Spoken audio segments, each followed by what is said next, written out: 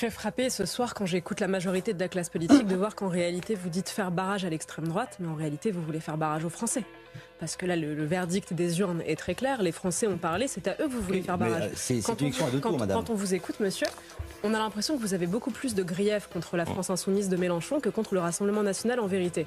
Et pourtant, ce qu'on entend, c'est pas une voix pour le Rassemblement national. Alors on aimerait comprendre quels sont vos griefs en réalité contre ce que les Français ont dit. On parle même pas du programme du Rassemblement national, mais de ce que veulent les Français. Je crois que ce soir, il y a une seule force politique qui a appelé très clairement à voter pour le Rassemblement national et pour les candidats des LR quand ce sont eux qui sont au second tour, donc pour toute la droite et ses reconquêtes.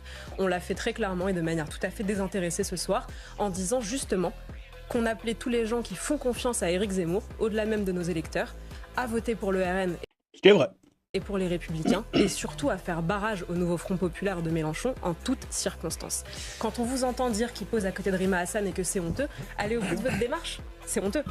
Ben, bien sûr. Alors c'est honteux de voter pour eux. Non. La décomposition, ça commence maintenant. Quand on vous entend dire qu'il pose à côté de Rima Hassan et que c'est honteux, allez au bout de votre démarche, c'est honteux. Ben, bien sûr. Alors c'est honteux de voter pour eux. Non. Nous, on a toujours fait une distinction entre les responsables politiques et les électeurs.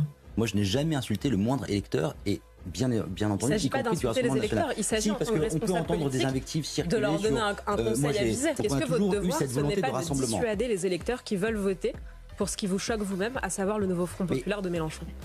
On a été extrêmement clair pendant cette campagne très courte de dénoncer deux programmes qui les deux menaient au chaos. Très bien simple, si vous avez un candidat typiquement poursuivi pour apologie du terrorisme qui est au nouveau Front populaire et qu'en face il y a un candidat du RN, vous appelleriez à voter pour qui? Mais pas une voix pour le RN, c'est ce qu'a dit Gabriel Attal. Donc pour un fichier S.